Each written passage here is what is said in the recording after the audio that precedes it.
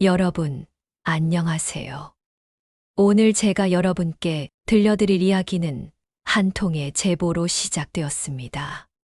30년이라는 긴 시간 동안 한 가정에서 가정부로 일했던 한 여인의 이야기인데요. 이 이야기를 듣고 나면 여러분은 가족이란 무엇인지, 그리고 진정한 사랑이 무엇인지 다시 한번 생각하게 되실 겁니다. 1982년 서울의 한 부촌 지역. 25살의 젊은 여성 한 명이 큰 저택의 대문을 두드렸습니다. 그녀의 이름은 김순자. 가방 하나 달랑 들고 나타난 그녀는 떨리는 목소리로 말했습니다. 저 가정부 구한다는 광고 보고 왔습니다. 그 집의 안주인 박영희 여사는 순자를 위아래로 훑어봤습니다. 얼굴은 창백했고 몸은 여인 듯 보였지만 눈빛만큼은 형언할 수 없이 간절했습니다. 영희 여사는 그날 이상하게도 마음이 끌렸습니다. 내일부터 나오세요. 월급은 2만 원입니다. 이렇게 해서 김순자의 30년 가정부 생활이 시작되었습니다. 순자는 새벽 5시면 어김없이 일어났습니다. 가장 먼저 마당을 쓸고 아궁이에 불을 지폈습니다. 그 시절엔 아직 연탄을 떼는 집이 많았거든요. 밥을 짓고 국을 끓이고 반찬을 만들었습니다. 그리고 가족들이 일어나기 전에 모든 준비를 마쳤습니다. 박영희 여사에게는 세 자녀가 있었습니다. 큰아들 민수는 당시 10살, 둘째 딸 지영이는 8살, 막내 아들 준호는 겨우 5살이었습니다. 순자는 이 아이들을 친자식처럼 돌봤습니다. 아니, 어쩌면 친자식보다 더 극진하게 돌봤는지도 모릅니다. 순자야, 민수 학원 데려다 줘. 순자야, 지영이 운동회 도시락 좀 싸줘. 순자야, 준호가 열이 나는 것 같아. 병원 좀 데려가 봐. 순자는 언제나 네라고 대답했습니다. 절대 싫은 내색을 하지 않았습니다. 밤늦게까지 아이들 숙제를 봐주고 새벽에 일어나 도시락을 싸고 아플 때면 밤을 새워 간호했습니다. 세월이 흘러 아이들은 자랐습니다. 민수는 명문대에 입학했고 지영이는 피아노 콩쿠르에서 상을 받았으며 준호는 축구 선수의 꿈을 키웠습니다. 그리고 그 뒤에는 언제나 순자가 있었습니다. 순자 아줌마 덕분에 제가 이렇게 컸어요. 어린 시절 민수가 했던 말입니다. 순자는 그저 웃으며 고개를 저었습니다. 저는 제 일을 했을 뿐이에요. 도련님. 하지만 그녀의 눈가에는 어김없이 눈물이 맺혔습니다. 그 눈물의 의미를 그 누구도 알지 못했습니다. 1990년대에 접어들면서 박영희 여사의 남편이자 이 집안의 가장이었던 박철수 회장이 큰 사업을 성공시켰습니다. 건설업으로 시작해서 부동산까지 손을 뻗친 박 회장은 순식간에 재벌 반열에 올랐습니다. 저택은 더 크고 화려해졌고 하인들도 늘어났습니다. 하지만 순자의 위치는 변하지 않았습니다. 아니, 오히려 더욱 특별해졌습니다. 새로 들어온 가정부들은 모두 순자의 지시를 따랐고 박영희 여사는 집안일이라면 무조건 순자와 상의했습니다. 순자야, 너 없으면 이 집이 안 돌아가. 영희 여사는 자주 그렇게 말했습니다. 그리고 순자는 그저 웃으며 고개를 숙였습니다. 시간은 흘러 2000년대, 아이들은 모두 결혼을 했습니다. 민수는 대기업 임원이 되었고, 지영이는 유명 피아니스트가 되었으며, 준호는 축구 대신 사업가의 길을 택했습니다. 그들 모두 각자의 가정을 꾸렸고, 손주들이 하나 둘 태어났습니다. 순자는 이제 손주들까지 돌보기 시작했습니다. 50대 중반의 나이에도 그녀는 여전히 건강했고 아이들을 돌보는 일에 누구보다 열정적이었습니다. 할머니, 손주들은 순자를 그렇게 불렀습니다. 처음엔 박영희 여사가 정정했습니다. 얘들아, 순자 아줌마라고 해야지. 하지만 순자는 손을 저었습니다. 괜찮습니다, 마님. 아이들이 편한 대로 부르게 하세요. 그렇게 순자는 이 집안의 할머니가 되었습니다. 진짜 할머니인 박영희 여사보다 더 자주 손주들 곁에 있었고 더 많은 시간을 함께 했습니다. 2010년 박철수 회장이 세상을 떠났습니다. 갑작스러운 심장마비였습니다. 장례식장은 문상객들로 붐볐습니다. 재벌 총수의 죽음이었으니까요. 그런데 이상한 광경이 벌어졌습니다. 박영희 여사 옆에 순자가 상주처럼 앉아 있었던 겁니다. 조문객들은 의아해했지만 가족들은 당연하다는 듯이 받아들였습니다. 순자 아줌마는 우리 가족이나 마찬가지예요. 민수가 설명했습니다. 그리고 실제로 순자는 장례를 치르는 내내 박영희 여사를 부축하고 모든 일을 도맡아 처리했습니다. 회장의 사망 후 가족 회의가 열렸습니다. 유산 상속 문제를 논의하기 위해서였습니다.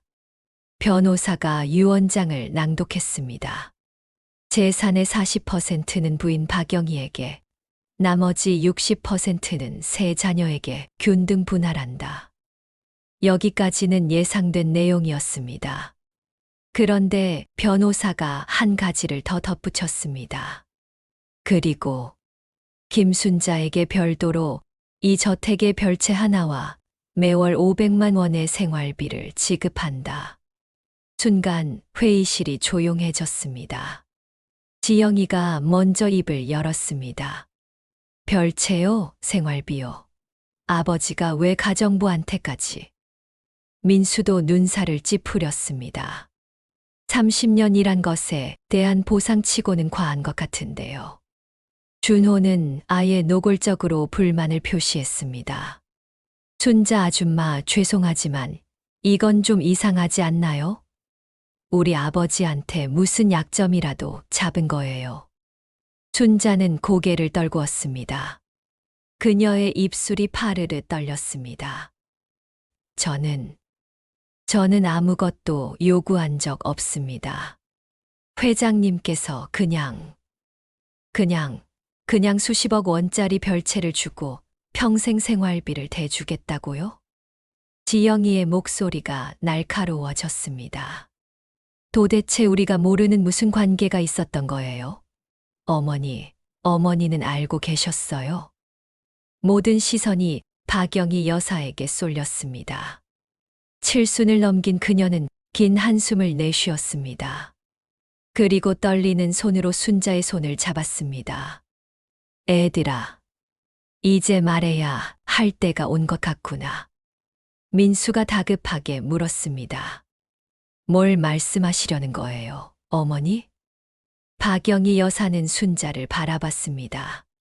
두 사람의 눈이 마주쳤습니다. 30년의 세월이 그 시선 속에 담겨 있었습니다. 이 사람은, 순자는, 영희 여사의 목소리가 떨렸습니다. 내 딸이다. 너희들의 언니다.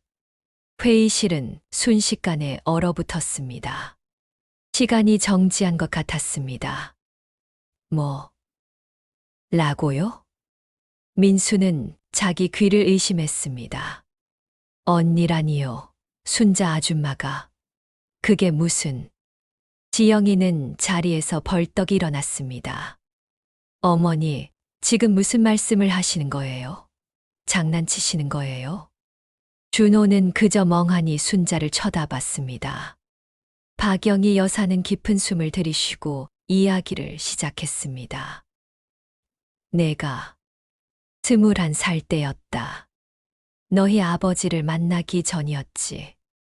1955년생인 영희는 1976년 21살의 나이에 첫사랑을 만났습니다. 그는 대학생이었고 영희는 그의 아이를 가졌습니다. 하지만 그 남자는 책임을 지지 않고 떠났습니다. 그때는 미혼모로 산다는 게 상상도 할 수 없는 일이었어. 집안에서도 사회에서도 용납되지 않았지. 영희는 몰래 아이를 낳았습니다. 1957년 이른 봄, 작은 산부인과에서 태어난 아기. 그게 바로 순자였습니다. 나는 너를 입양 보내려고 했어. 그게 너한테도 나한테도 최선이라고 생각했지. 하지만 영희는 차마 아이를 보낼 수 없었습니다. 친정식모로 있던 먼 친척 아주머니에게 아이를 맡겼습니다.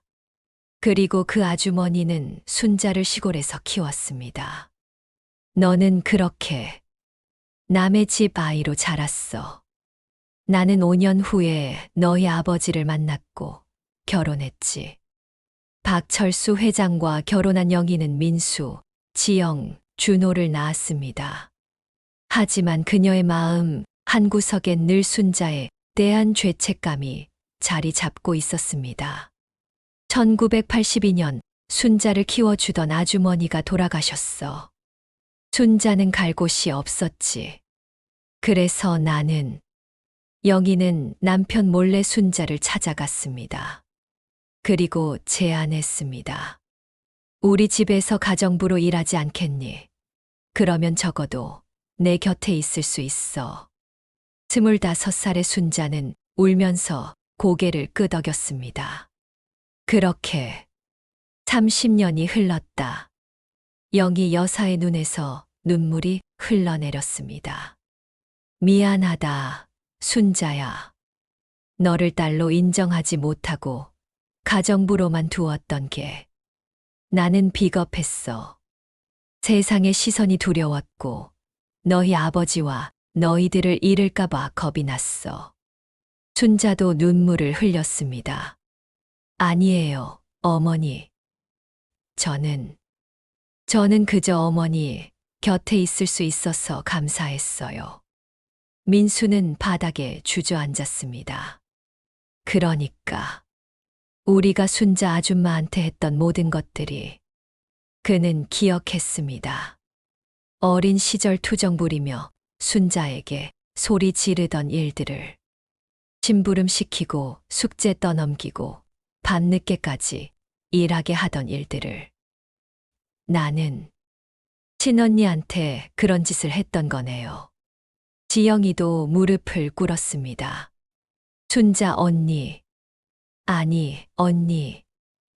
저는 몰랐어요. 정말 몰랐어요. 그녀는 지난 일들을 떠올렸습니다. 대학 입학 선물로 받은 피아노. 그걸 사기 위해 순자가 몇 년치 월급을 모아 보태줬다는 사실 그제야 알았습니다. 영희 여사가 나중에 몰래 알려준 거였죠. 준호는 고개를 들 수가 없었습니다.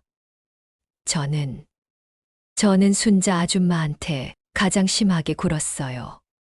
욕심 부리지 말라고, 그냥 고용인일 뿐이라고. 바로 얼마 전 유산회의에서 했던 말들이었습니다. 제가 친누나한테 그런 말을 한 거네요. 회의실은 흐느끼는 소리로 가득 찼습니다. 순자가 떨리는 목소리로 말했습니다. 저는 괜찮아요. 정말이에요. 저는 여러분 곁에서 여러분이 잘하는 걸 지켜볼 수 있어서, 손주들을 안아볼 수 있어서, 그것만으로도 충분했어요. 충분하다니요. 민수가 소리쳤습니다. 어떻게 그게 충분해요? 언니는 진짜 가족으로 대접받았어야 했어요. 상속도 받고, 교육도 받고, 사랑도 받았어야 했다고요. 영희 여사가 순자를 끌어안았습니다. 미안해. 정말 미안해. 늦었지만 이제라도 내 딸로 소개하고 싶다. 당당하게. 지영이와 준호도 다가와 순자를 껴안았습니다. 민수도 합류했습니다. 30년 만에 이들은 비로소 진짜 가족이 되었습니다. 변호사가 조용히 말했습니다. 사실 박 회장님께서는 모든 것을 아셨습니다. 부인께서 털어놓으셨고 회장님은 순자 씨를 딸처럼 생각하셨습니다. 그래서 유언장에 포함시킨 겁니다.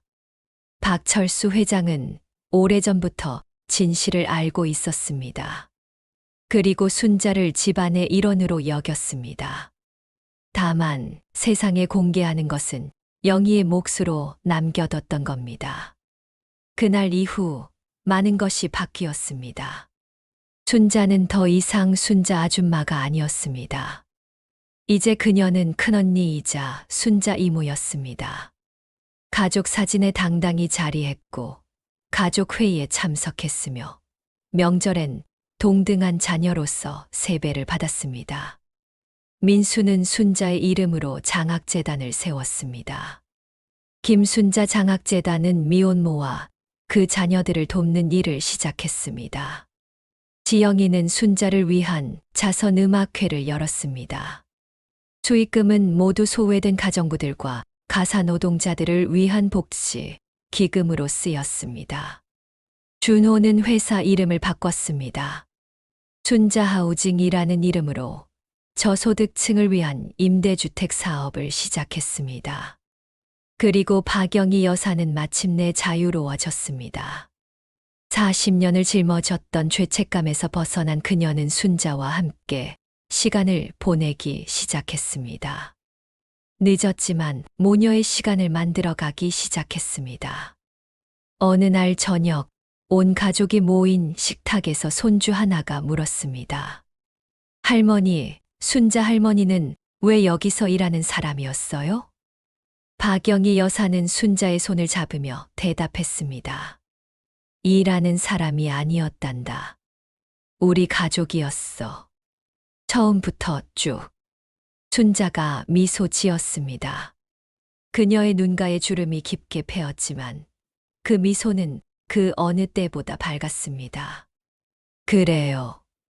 저는 처음부터 가족이었어요. 다만 조금 돌아서 온 거죠. 30년이라는 긴 시간. 그 시간 동안 순자는 가정부로, 엄마로, 할머니로 살았습니다. 하지만 이제 그녀는 자신의 진짜 이름을 되찾았습니다. 딸, 언니, 이모, 가족. 저는 이 이야기를 들으면서 많은 것을 생각했습니다. 가족이란 무엇일까요? 피로 연결된 것, 법적으로 정의된 것, 아니면 함께 시간을 보낸 것. 순자는 30년 동안 이 가족의 가장 가까운 곳에 있었습니다. 하지만 동시에 가장 먼 곳에 있었습니다. 그녀는 모든 것을 주었지만 아무것도 받지 못했습니다. 아니, 받았지만 그것이 당연한 권리로서가 아니라 시혜로서 주어졌습니다. 그녀의 희생은 숭고했습니다. 하지만 동시에 비극적이었습니다. 그녀는 딸로서의 권리를 포기하고 가정부로서의 의무만을 짊어졌습니다. 하지만 이 이야기는 결국 해피엔딩입니다. 늦었지만 진실은 밝혀졌고 가족은 비로소 진짜 가족이 되었습니다. 여러분은 어떻게 생각하시나요? 만약 여러분이 민수, 지영, 준호였다면 어땠을까요? 30년을 함께 산 사람이 사실은 친언니였다는 것을 알게 된다면 그동안의 행동들을 어떻게 받아들이시겠어요? 그리고 만약 여러분이 순자였다면요. 친엄마 곁에 있지만 가정부로만 존재해야 하는 삶을, 친동생들을 남의 자식처럼 돌봐야 하는 삶을 견딜 수 있으셨을까요? 이 이야기는 우리 사회가 얼마나 많은 비밀을 품고 있는지 보여줍니다. 그리고 그 비밀들이 얼마나 많은 사람들의 삶을 규정하는지 알려줍니다. 미혼모에 대한 편견, 가사 노동자에 대한 차별, 혈연에 대한 집착. 이 모든 것들이 한 여인의 인생을 30년간 숨겨진 채로 살게 만들었습니다. 하지만 동시에 이 이야기는 희망을 줍니다. 진실은 결국 밝혀지고 사랑은 결국 이긴다는 것을. 늦었다고 생각할 때가 가장 빠른 때라는 것을. 순자는 이제 60대 중반입니다. 그녀에게 남은 시간은 많지 않을 수도 있습니다. 하지만 그녀는 말합니다. 이제부터라도 딸로, 언니로 살 수 있다는 게 너무 행복해요. 저는 아무 후회가 없어요. 30년의 희생. 그것은 결국 사랑이었습니다. 말할 수 없는, 드러낼 수 없는, 하지만 가장 깊고 진한 사랑이었습니다. 그리고 그 사랑은 결국 제자리를 찾았습니다. 30년이라는 긴 우회로를 거쳐서. 하지만 결국 집으로 돌아왔습니다. 여러분, 여러분의 주변을 둘러보세요. 혹시 여러분 곁에도 말하지 못한 사랑으로 헌신하는 사람이 있진 않나요? 혹시 여러분도 누군가에게 당연하다고 여겼던 것들이 사실은 엄청난 희생이었던 건 아닐까요? 늦기 전에 고맙다고 말하세요. 사랑한다고 말하세요. 그리고 진짜 가족처럼 대하세요. 왜냐하면 진짜 가족이란 혈연으로 정해지는 게 아니라 마음으로 만들어지는 것이니까요. 오늘의 이야기는 여기까지입니다. 긴 이야기 들어주셔서 감사합니다. 다음에 또 다른 이야기로 찾아뵙겠습니다. 여러분 사랑하는 사람들에게 오늘, 지금, 당장 사랑한다고 말하세요. 내일은 너무 늦을 수도 있으니까요.